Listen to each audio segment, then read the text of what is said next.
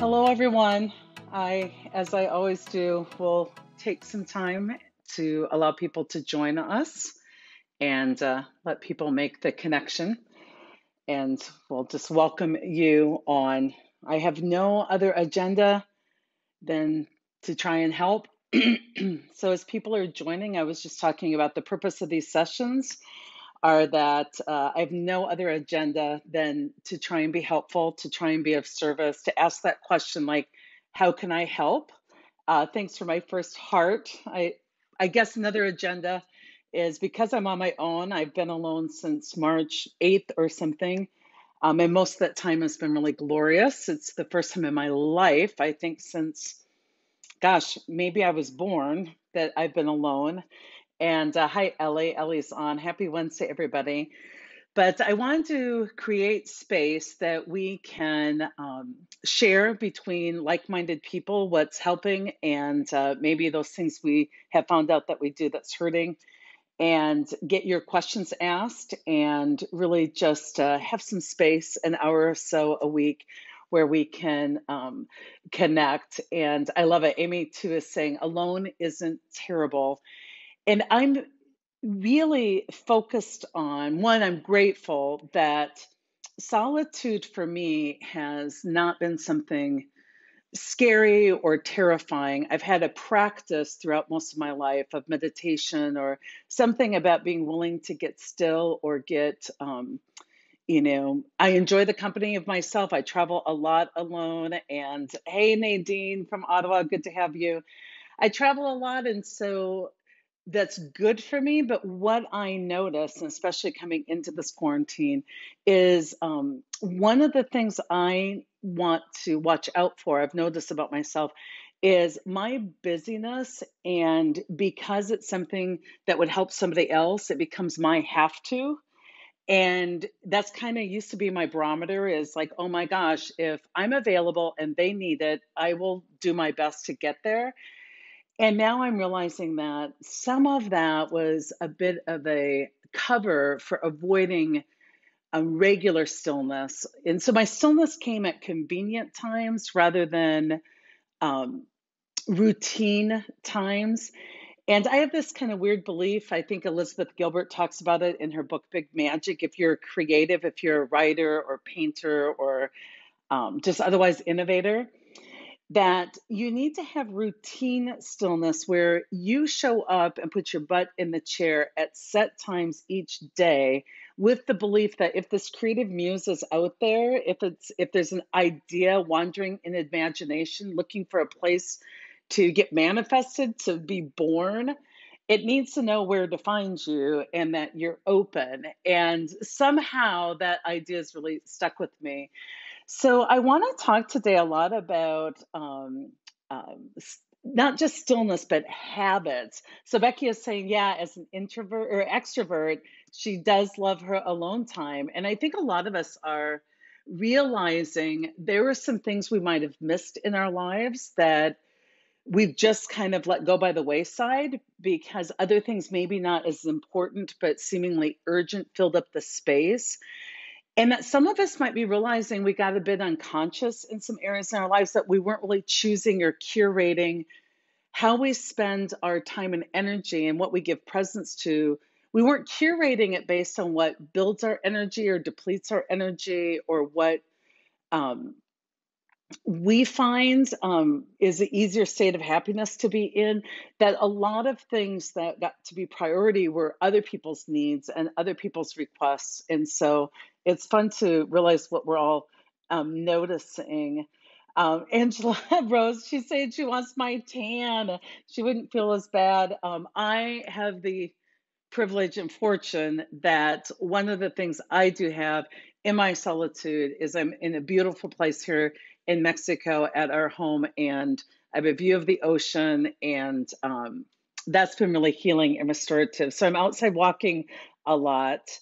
Um, Allison says, as an extreme extrovert, the downtime, the stillness has been difficult for her. And I think we all have a different tolerance for stillness, but I would tell you as a human being, I think wherever your tolerance for stillness starts, whatever its set point is, a great thing for us all to do is to really focus on how we can increase that tolerance for stillness, because that going within, whether it's discovering feelings or clarity or just connecting away from the attachment to our thinking, the way to detach is so important. And so even if it's not that maybe you can get to joy and stillness that someone like me who might be an introvert has, if you can just increase that tolerance and even just ask the question, is there anything I've been avoiding through my activity, through if it's busyness, through a full outward focus life.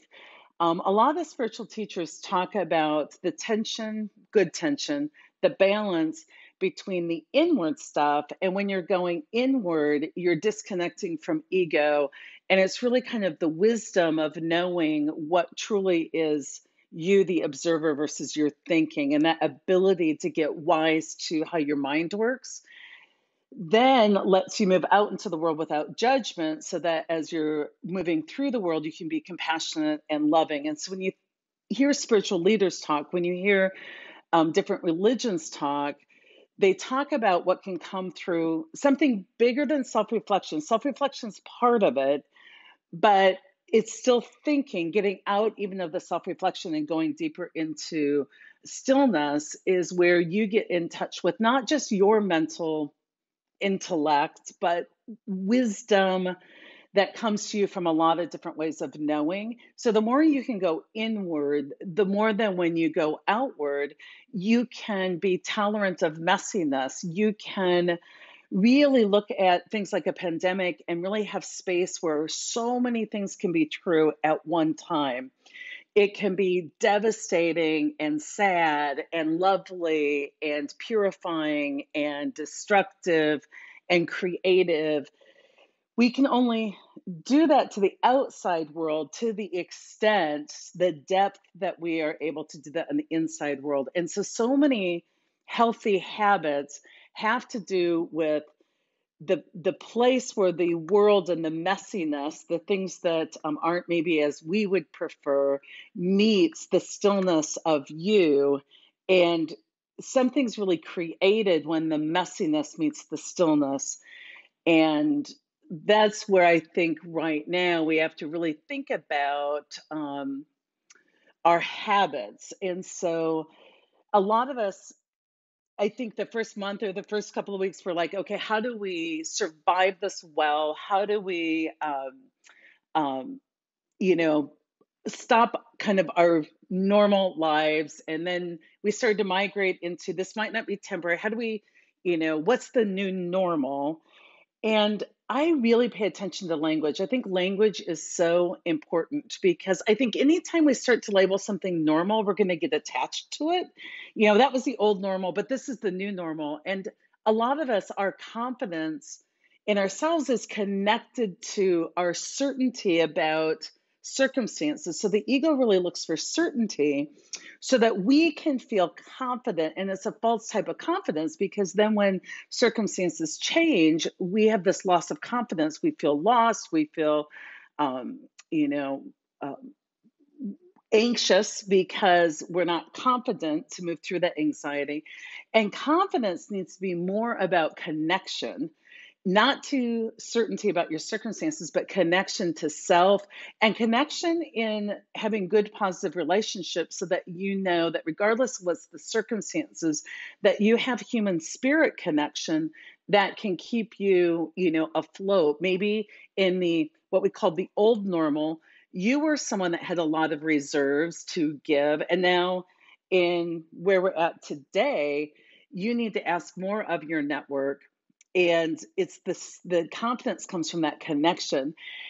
And getting back to language, I hate to have us take our attachments from the past and just reattach them because they caused us suffering then, they'll cause us suffering now, and instead really pay attention to our language. And I heard some language the other day called living with COVID-19. And I loved that because it is just saying, given we have a couple new factors in this reality, and we're adjusting all the time.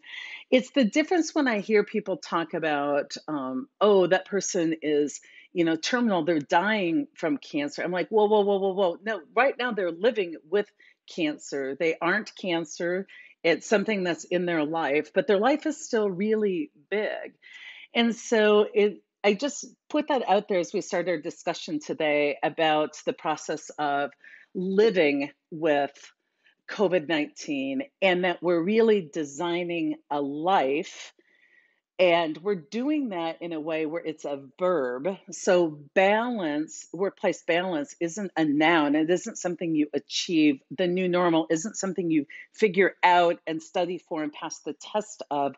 Those are all the things that really get us tied into expectations and definitions of failure, and whether our day was good or not, or whether it determines our contentment or happiness or joy levels depending on how we pass the test of our circumstances, and just taking opportunities to get away from that and pay attention to our language that for today, I am, seeking to live well with COVID-19 in our lives. And I'm, working that verb of balance. So I think it's just really important. One of the things I would ask you, because I want to talk about habits. So we kind of did the like, let's get through and survive this thing.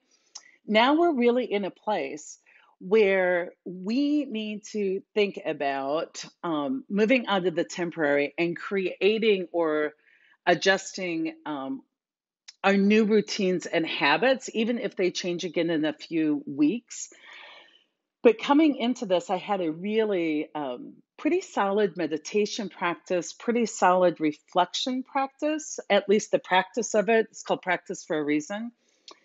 And when things hit, I think it was Danielle Laporte talked about this is why we practice, because I think if I hadn't been doing what I've been doing for the last few years, that I would not have been as ready for some things falling apart. And so I was just grateful for my practices and my habits.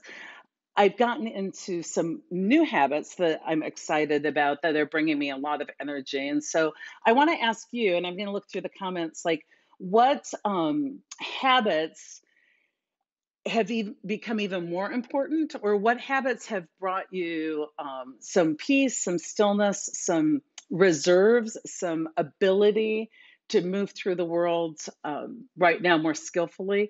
So what are some of those habits that have become important to you? And let's look for habits, and we'll talk about the difference between self-care and self-soothing. But I got to take a look at who's on here. Hi, Sue. Hey, lady. I love you. I've been a follower for years. I'm so glad, Holly. Thanks for coming on. Stillness versus busyness. I think a great question, couple of questions, all of us to be asking ourselves is, what has this disruption in my life revealed for me? What's being revealed? And it can be anything. For some of us it's revealed how curly our hair actually is, what life without products is. But what's being revealed to us, like I forgot what a homebody I love being. Like I love making things like crafts and home improvement projects, and like homekeeping. I knew that was a big part of what I was growing up. I was like a proud member of the 4-H, club, and but that's part of me that was revealed. So what has been revealed, and then secondly, what has our busyness or our full lives, because many of our lives are pretty full, what have we been avoiding through some of those things? What has it revealed, and what have we been avoiding? Kind of the same question, but getting out there. So Jackie says she struggles taking alone time, but I know I need to do more of this. And for me to take alone time, my goal is super my standards super low. Like, I don't need to have a great meditation. I don't need to have some great insight. I just need butt in chair for 20 minutes. And I don't care if that butt is in chair 20 minutes a day, you know, I do it twice, whether it's a deep meditation, whether it's a meditation, whatever it is. And so I think a lot of times when we think about, I would like to incorporate this into my life to see if it could be a habit, if it's energy building or depleting, which is always my measurement of whether we want to keep this as a habit. A lot of times we're like, we add all these conditions onto it instead of something simple like butt in chair 20 minutes to the best of my ability, trying to be alone. If I've got kids running around, I do the best I can. We start saying I'm going to exercise, 30 minutes a day, and it's going to be done Monday, Wednesday, Friday, and it's going to be, to a heart rate of whatever. And I'm going to attach to that a measurement that I will lose inches. And that's how we attach all these expectations on, which leads to disappointment and not something working quickly or transactionally where you can see immediate benefits and quick fixes. That's not a habit. That's on the borderline of self-soothing. I want to show I have control over my body and I can lose 10 pounds a month. That's like, it's doing something to change who you are rather than stillness is more about show up, be who you are. Sit in chair and experience you as you are without trying to impact anything. I'm not trying to be more calm. I'm not trying to be more creative. I'm not trying anything except for experiencing what it is to experience. And that's really what stillness is. And I just think it's a good thing for all of us to be thinking about. A good habit. This is awesome. I got to make sure. Yeah, so I'm going to just start by highlighting some of these, Amy. I love it. Amy is saying that she set boundaries around availability, which is a habit. I think in the beginning, we're just trying to get everybody through what we're going through. So we're like, just let me know if you need anything. Now's the time, folks. We're going to be living with this for a while. Now's the time to put some habits in place that preserve what you have to offer and preserve time and connection with things you value. So setting boundaries about around my availability to emotionally assist friends and families outside of work, with staff during the week after office hours. I've been practicing self-care and prioritize me, and I think it's so important. And another thing I can tell you is I want you to find all the degrees of saying yes and all the degrees of saying no. Because a lot of us have gotten really narrow in this. Sai, my goal is X. Can you help me? And a lot of times, if we say yes, we jump into then taking on a lot of work in what somebody else needs or wants, or we only think the other option is to say no. And one of the things that I think is important for us is it's okay to say, yes, I love your goal. And here's the small part I can contribute, or here's what I'm willing to do and when I'm willing to do it. We still can say yes to what people are requesting and set boundaries about our part in what's delivered and how we deliver it. And we can say no while still being really loving. Some of you have heard this story, but I was walking with this concept. I had originally heard it from a workshop I did with Byron Katie, who you've heard me talk about her before. She has the work.com, beautiful self reflection meditation, sets you really free. She was talking about a lot of times we think I love you and yes are fused, and then no is fused to I don't love you. So when somebody asks us, hey, will you help me pay my rent? We think, well, I love them, so of course I should say yes. And if I say no, that somehow means I don't love them. And she goes, just entertain the fact there's a few more options than that. You could say yes, and I love you. You could say no, and I love you. The yes or no has to do with what you are comfortable with doing. whether or not you love the person doesn't change based on your boundary or your agreement. You can also say yes to helping someone you don't necessarily love. That opens up a whole new option, right?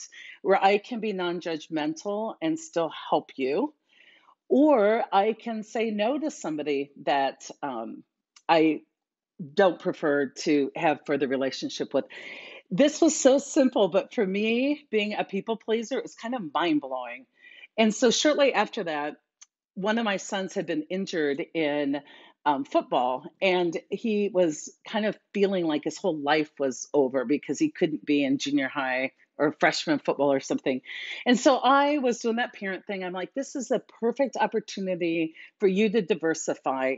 Try art, try theater, like join, some other activities, like figure out, or if you don't want to join, at least participate, go to somebody's play, just do something bigger than sports, just well-roundedness. So a couple of weeks later, he came back to me and he said, Mom, remember when you were telling me to diversify, which is often a way that kids manipulate because they take one of your lectures and then use it to, kind of against you. And I said, yeah, that was a great talk. I thought that was a good talk. And he's like, well, I'm going to take that advice. And one of my friends is in a play tonight, and I would like to go. Will you take me? And so I'm like, oh my gosh, I told him to diversify. So I'm kind of locked into saying yes. But I didn't want to take the kid. Actually, he didn't ask me to take me. Let me back up. He said, can I go? And when he said, can I go? I'm the one, just like I did just now, that moved into, do I want to take him? I just got home. I'm already in my pajamas. I was just about to pour a glass of wine. I really wanted to just spend the night at home. We have so many kids, and the van's already headed into town. And if I take him, I'll have to stay awake and go pick him up. And so out of my mouth came the words like, no. Now, no violated what I believed about him diversifying and encouraging that behavior. And also, when I said no, I was hurting myself because he was the last kid left between my husband and I having like a great night at home with no kids. So it was a crazy answer. But I paused and I went, wait a minute, I can say yes to his goal. I love that you want to do that. I don't have to sign up for driving him. I can problem solve and say, so how are you going to get there? And I did that. I went back up. Whoa, I go, no, actually, I would love for you to go. And since I'm already in my pajamas and I'm home for the night, how are you going to get there?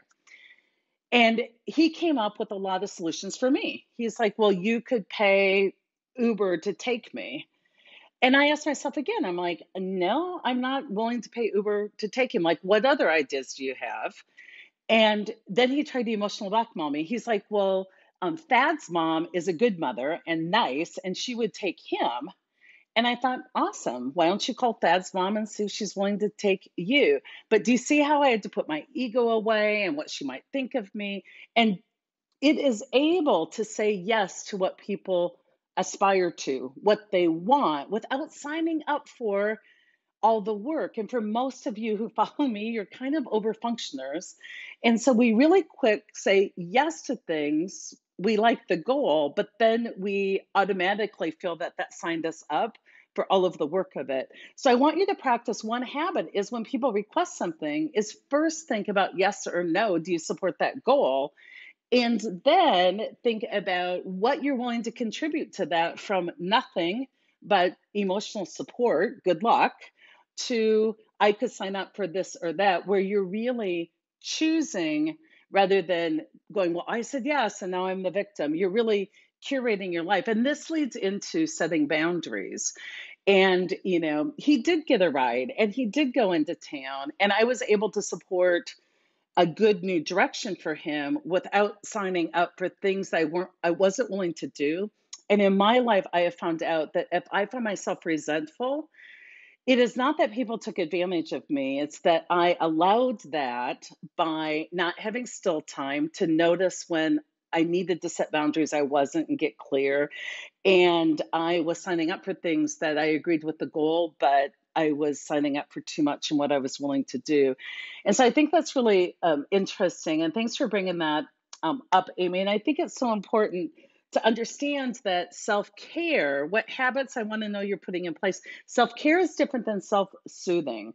So self-care not only gives you some relief, but it also gives you some capacity or readiness or builds your ability to be resilient for what's next. A lot of times, self soothing gives you relief, but it gives you relief through numbing, not experiencing. So, self care helps you really experience.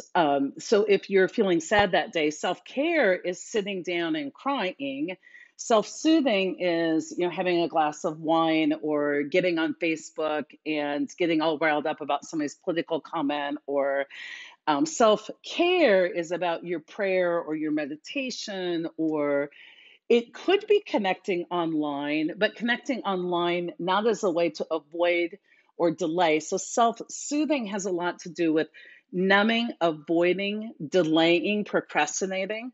So let's say that I'm feeling anxious and I have a glass of wine, which is totally fine. But if that glass of wine was to get rid of the anxiety, what it actually does as a chemical is it can make us more anxious and depressed tomorrow. So it just becomes this self-fulfilling cycle. So there are there's no shame in self-soothing. So much of what we do is because of the pleasure we get from it. It's not a problem to be self-soothing, but the combination of the two, if you have good self care habits, then self soothing are more delights and treats and scrumptious things that, like a good cashmere blanket or wrap. Like it's thing. Then your self soothing brings delight, not just kind of numbing or avoiding. So if you can put self care and then when you bring in self soothing on top of it, a spa day is both self-care and self-soothing, but if you have habits where you're not just trying to work yourself to death to get to the one spa day, and then that at least gets you back to normal and you're trying to use it as your fuel going forward, if it's put on top of some other habits and self-care, it really can add the scrumptious delight you're looking for, and you don't burn through it as quickly. So I'm going to look over at some of these people. Melissa, it's so good to see you, Melissa. Oh, I think of you a lot these days. I got to reach out and connect. Oh, Angela, telling me I'm gorgeous. Thank you, thank you, thank you. Love that. People are finding they're needing that time as well. Um, Jessica, this is amazing. Jessica says that she's come almost ashamed to tell people that she's enjoying the alone time. And this is exactly what I mean by all of us not having to tie into what one thing is true. If we can create space where for some of us, alone time is exactly what was needed, or it's exactly what we enjoy, or people are able to be super creative and productive while some people aren't catching that energy, if we can practice compassion towards others, and whenever you're judging others and you're like, well, they should be more respectful of the people who are losing folks, whenever you want your experience to be the experience, it's your attempt to control the world. But if you want your experience to be true authentically to you and that you bring that to the big, beautiful picture, and that could change for you the next moment, but practicing that level of compassion where if somebody says to you, I'm really enjoying this, that doesn't take away from maybe your anxiety of being alone at this time. Both of those things can be true. And that's what good mental flexibility is. That's what good mental process is for us to practice right now, is both and thinking. And right now, the media and the storylines are polarization. This is either good or bad. And on Instagram, the people who are like, yay, things are being destroyed and new things are being created, are isolating into their polar opposite, and other people, are saying, this really, is not good. I'm sad about that polarization, because polarization, even if you're happy, if you're doing it in a polarized way, that just sets you up for the next unhappiness when what you are attaching to no longer exists. Like, I want you to be able to be neutral and to be able in every situation to try on the happiness for somebody that needed alone time to do some healing and it feels like they're in the perfect place, and also the ability to try and emphasize somebody in their human condition that's not that. Because what that allows you to do just for your own self acceptance is to accept that many things are true about yourself, that you can have so much compassion to the world. Because when I see somebody doing a behavior like maybe being dishonest, I don't have to judge them for it, because if I've made room in myself where I have that shadow side, I can tell you what you want to hear because I lost my courage, or because I'm seeking that connection and I abandon my truth to not be abandoned by you. Like, once we can join the human race and try on so many of these things that can be true, we can move outwardly with that, like, love and connection. It doesn't mean I tolerate your behavior. So much of what I talk about in reality based leadership is for leaders to set standards and boundaries and call people to greatness to try and move them beyond their shadow side. But what I don't talk a lot about, which is coming out in my new book, and I'm thinking, if people are interested, I might start like a coaching class series for individuals to join us, like on Zoom on a regular basis, and get coached more on the personal side. But I can be a great leader when I can approach what you did with neutrality. I'm not activated by that. I can find that, I can connect into that on the human level, but I can also represent the rest of the team and the standards and the commitments we've made and call you up to greatness. But it comes from a neutral place, not a judging place. And that's why, I talk about fostering accountability, and some people are like, "Sai, reality-based leadership is a lot about tough love." And I'm like, don't over focus on the tough. That's clear. Focus a lot on the love part, because without relationship, trying to call people up to greatness, just, rules without relationship lead to rebellion. People need to first know that you care. They need to know that you're trying to practice this stuff in your own life. They need to know you self-reflect and make amends and make repair attempts, that you're living in this human condition. And I think so many of us too right now could really benefit from being able to see what life is like in this crisis for a lot of people who aren't living the life that we're living. So, yeah, practice, Jessica, telling people you're loving being alone, and just notice standing in that truth. If it displeases some other folks, how much of a people pleaser you are. That's a cool thing to notice. Speak your own truth, and then add that you also have room to understand the experience of others, and then get curious. So tell me more about what this experience has been like for you. I've shared what it's like, it has been for me. So she says her work team is frothing at the mouth to be around people. She's got her husband around. It's interesting as we watch, people's experience of being away from the work environment. And there's so much out there that talks about how, like, it can almost be exhausting to be on Zoom all day, because we really are not actually this close in when we're talking face to face, and we're not just making eye contact all the time. And how that can be kind of exhausting, to how some people are more productive. Some people really want to be around people. Like, if you're in like a sales job, you get rejected all day long. Just the casual being around people can be spirit building. So it depends on their work, it depends on their personality. It's so fascinating to me. Angela's agreeing 100%. Having to be around everybody type of person. This team isn't used to enjoying my time away. That's also what's funny is, so many of us maybe have felt like we don't have the connection we want in our lives.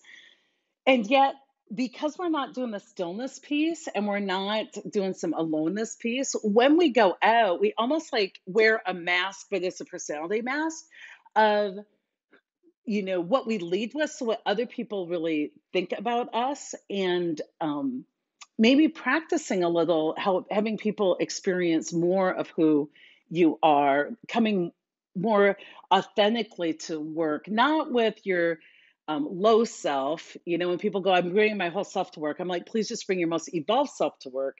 But evolved and authentic should be pretty compatible. You know, it was amazing to me when I was first when having my babies, and I would say to people, it's like I might just stay home and be a stay-at-home mom, and all these people who I thought really knew me, they're like, Sai, you would never survive. You'd be bored out of your mind. You would hate that. And I was thinking, like, what am I showing to the world? Because actually, I would love that. I would, I love being out there and working, but I would love, like, sewing a Halloween costume from scratch and putting my kid into that pre Instagram and Pinterest where I couldn't even show it off. Like, delight for me, fulfilling, like loving the creation process. Doesn't mean I don't love what I do, but it just really showed me when people were surprised by things I would say, and like very much like, we will stop you before you do that. That would ruin your life. I'm thinking, what have I not been willing to show the world about who I am? Um, a habit. I love this. Amy is up by that she's scheduled a weekly, or weekend FaceTime is a great habit. Um, Make sure that you're connecting and then notice those connections. Do you look forward to them? Do you dread them? Are you doing them out of duty? And if so, is there a way that if you feel like you want to do those, can you go all in and get more curious and really be present and make your time together amazing?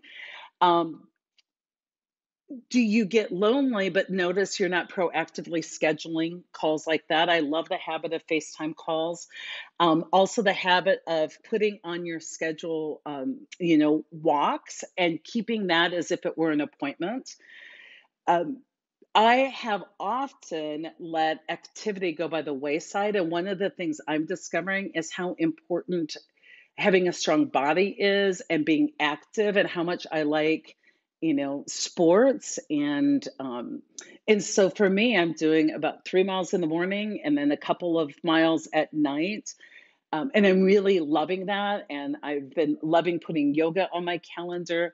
And I've never been able to keep up a home practice like on my own. I've always had to have like group accountability. And it's almost been almost like violence that I've had to like schedule it and then be mad at myself about it because I didn't stick with it. And complain to other people about myself and my lack of discipline.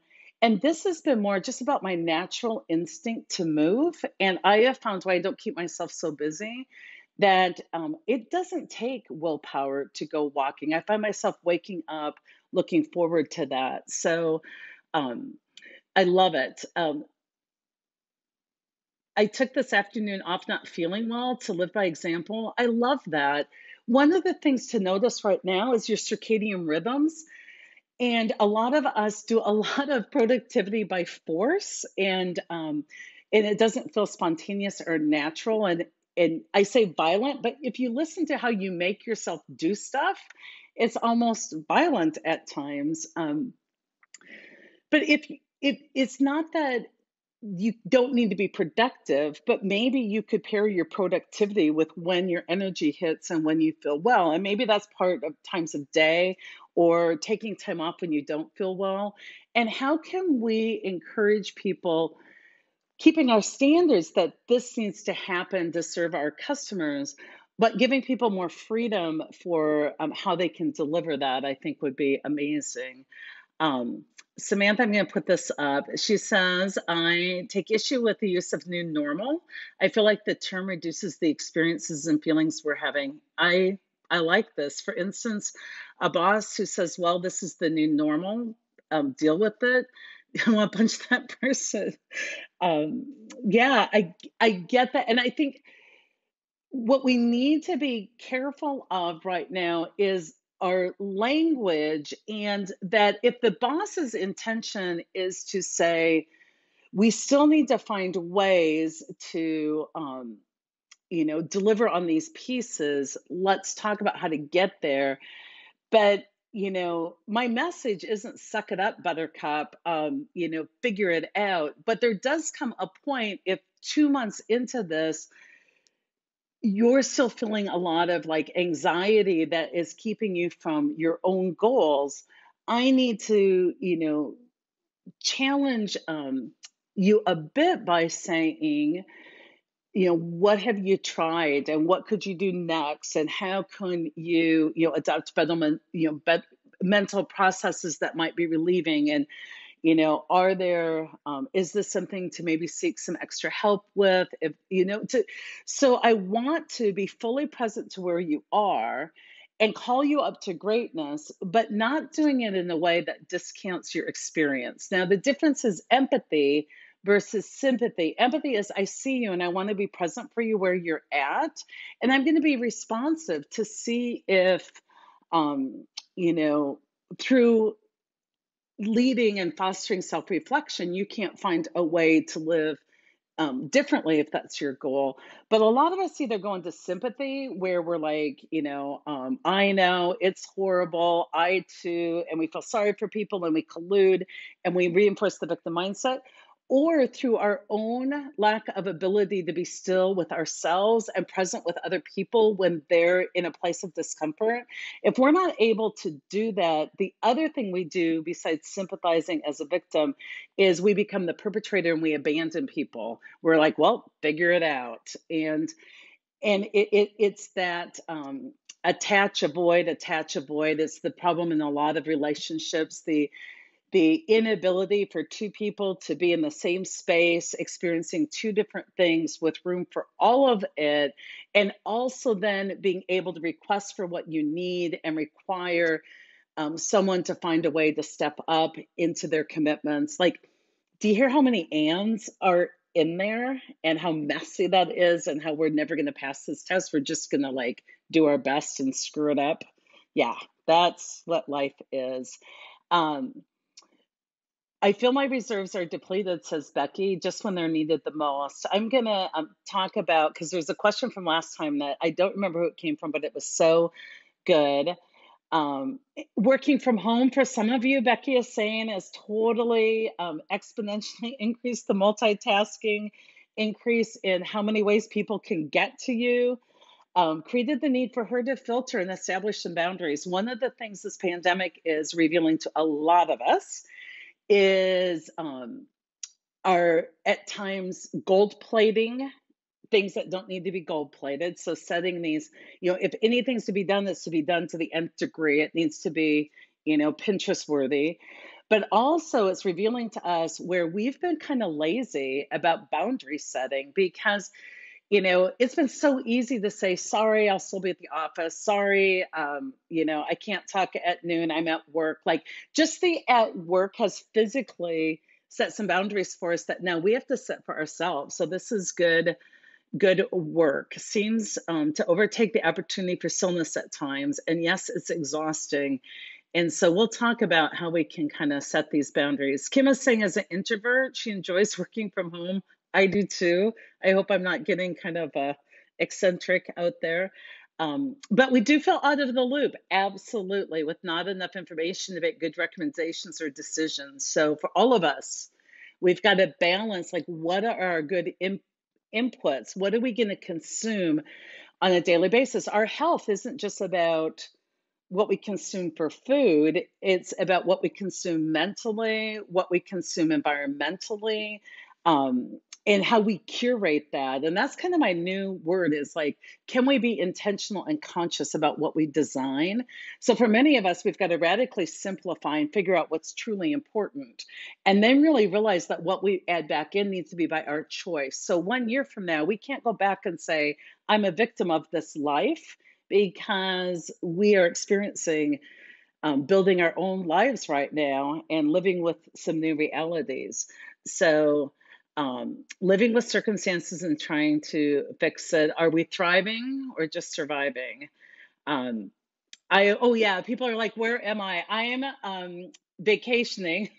I hate to even call it that. I came down to Mexico for a couple of days of rest and respite. We had just bought a place here, and I was planning on living winters here and working out of here and summers there. And I truly came down with very few clothes. And just so if you see me in the same shirts, that's why. And then things started to kind of unfold, and it seemed not like a good idea to travel through Houston when there was no social isolation. And now we're on lockdown and flights are postponed. It looks like I'll be here till probably July. I'm not suffering. I do miss human contact, but yeah, so I've tried to help from where I'm at. Daily failures that are hard to rise above is, I know we've got about 15 minutes left. I'm going to be talking about that. Enjoying the outdoors, soaking up the sun for those of you in warm climates. Um, yeah, so I appreciate that. Some people just have different levels of space. From my experience, I've gotten lots of people online. They're like, oh, the wealthy, avoid the quarantine or whatever that is. And I take that too. Boy, am I privileged that I'm be able to stay here and not have to worry that my family is cared for. And so all that feedback, I just try and make room for, and I'm okay with. I also know that if people knew what was going on in my own personal life right now, they'd be kind of, the average person would be pretty empathetic and gracious towards me. Um, and then the reality here in Mexico, if any of us does get sick, we absolutely have zero ICU beds within probably a 3-hour drive. We have, I think in our whole region, we have like 10 ventilators. Like so many people I care about here, are sick. Like I basically, there's some tough stuff going on here too. People I care about, people affected by the economy. So many people live here on a daily wage, and you're just finding so many ways to help. There's so many animals right now that are so hungry, wandering kind of our neighborhoods because their owners can't feed them, and so all of it. We all have our deal, but am I privileged? And absolutely, absolutely. Um, Eating healthy has been a positive. Hi, Aaron. Oh, I love you guys. Aaron's a dear friend of mine back from Sioux City. So good to see you. Tell my doctor friends hello. I love him. Darcy's on. She says when she was first home, she didn't follow her normal routine in the mornings, and she went back to that, and it's helped be productive. The only change is the commute. If you can't find alone time and you used to commute, just pretend you're commuting and, try and make that space. Some people are cutting back on news consumptions. I'm loving these love of music and dancing and discovering that. You guys are amazing. Regular exercise in sunshine.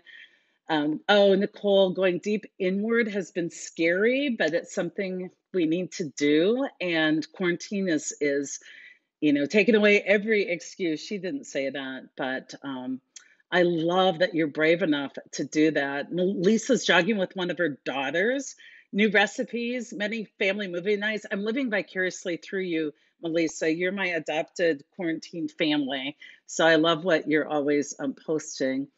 How are you handling the dip when your motivation isn't strong? And here's what I would tell you about that dip, how I'm handling it.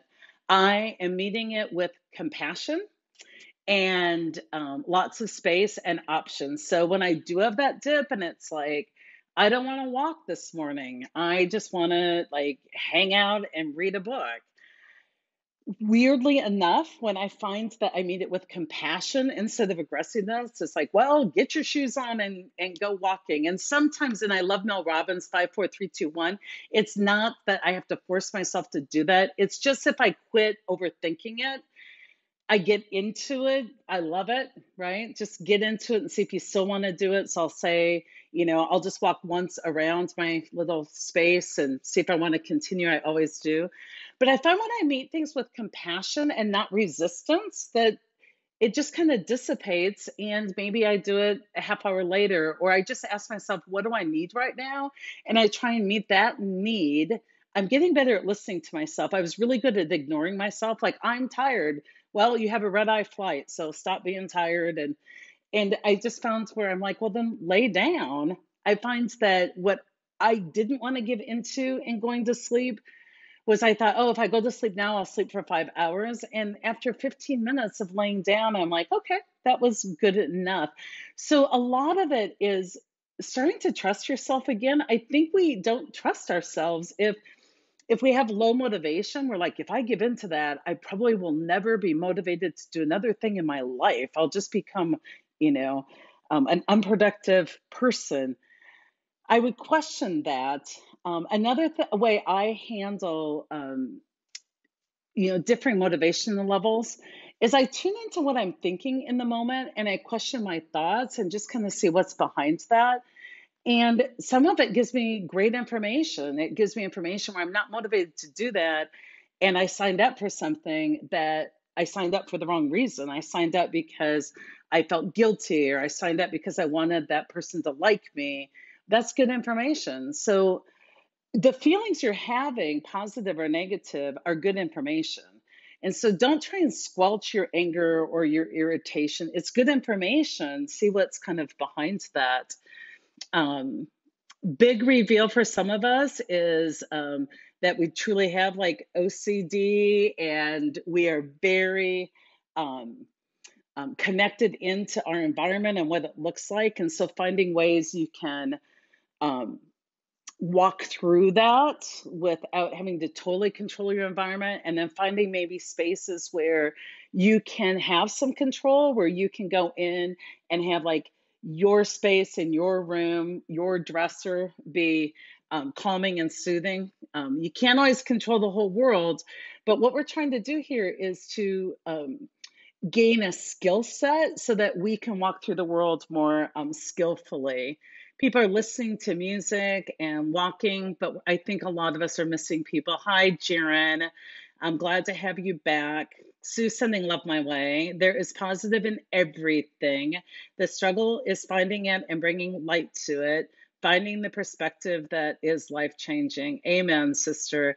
So many of us don't realize the simple power we have that's called what you give attention to increases or determines the quality of your life.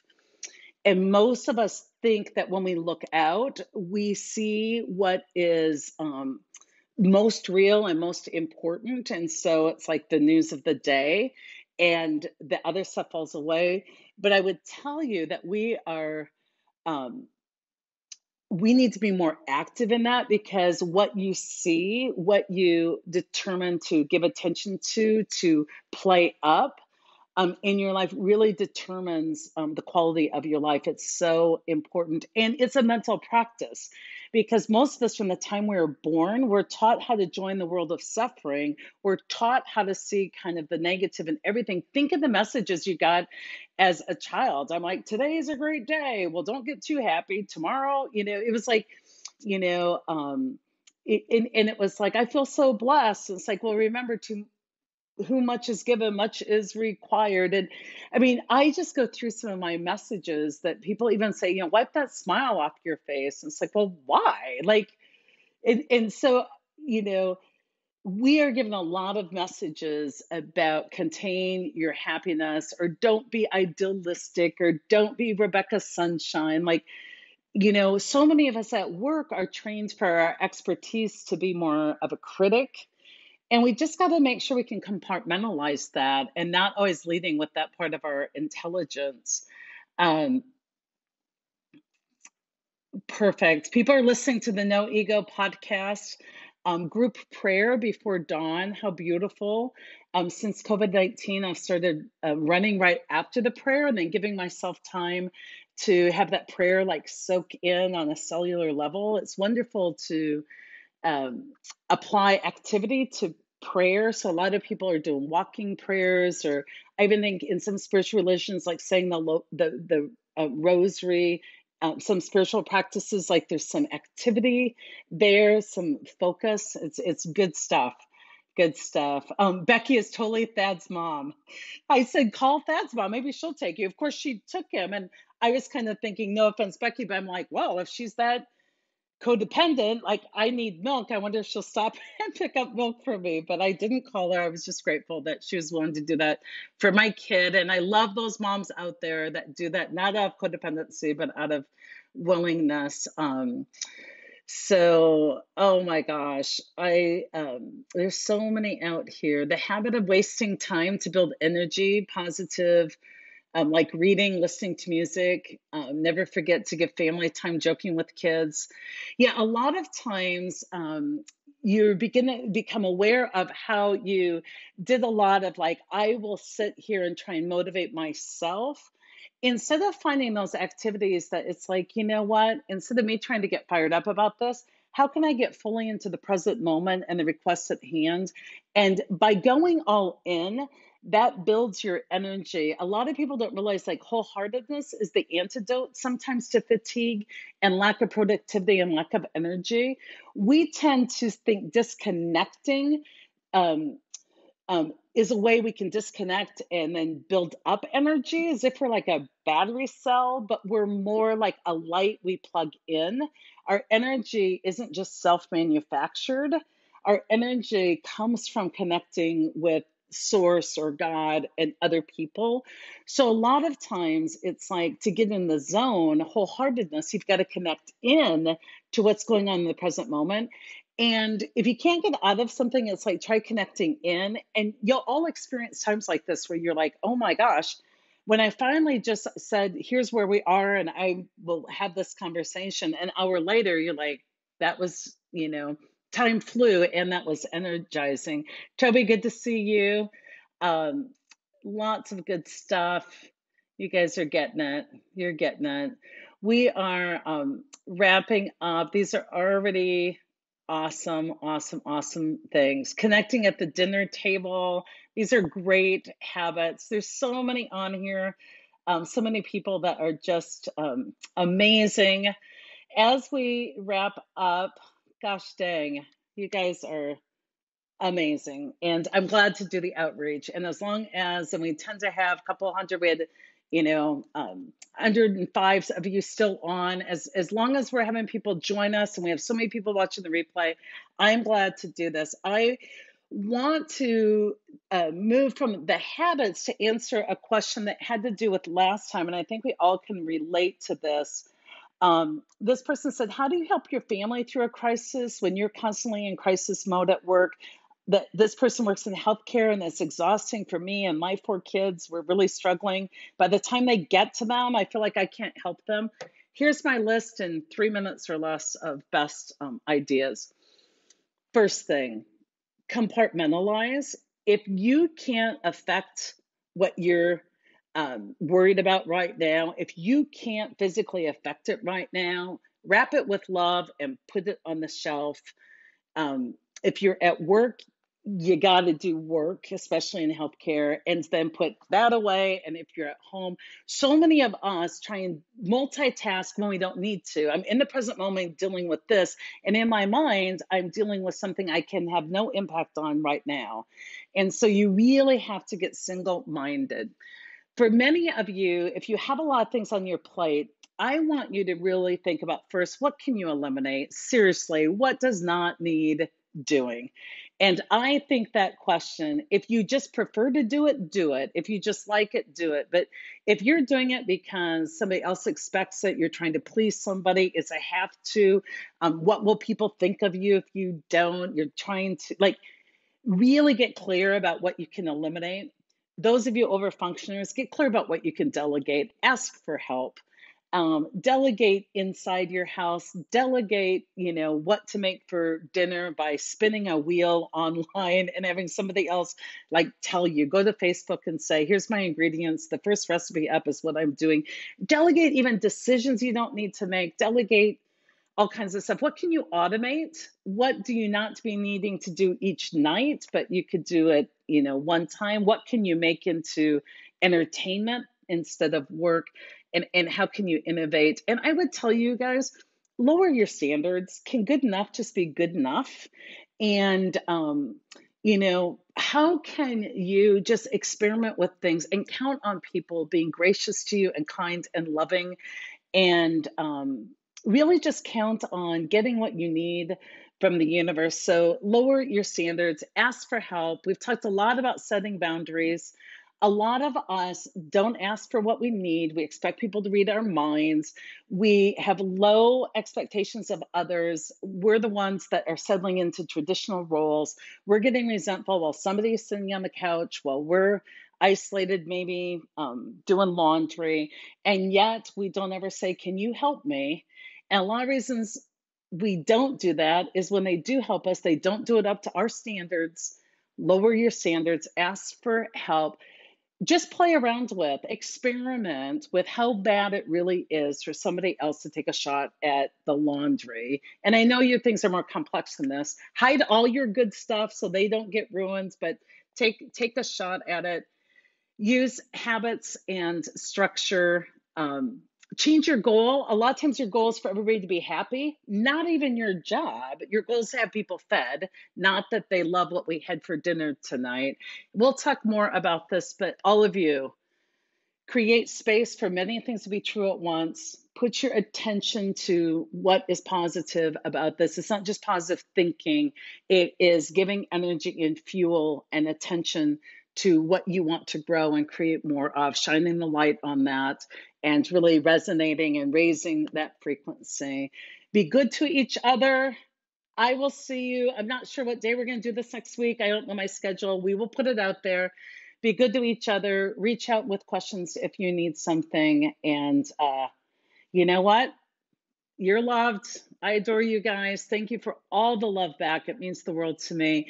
If you're enjoying this, make sure you share it. We record it. It'll be on the website. Help me get more people involved in these types of activities. It's a fun thing to do. So be well.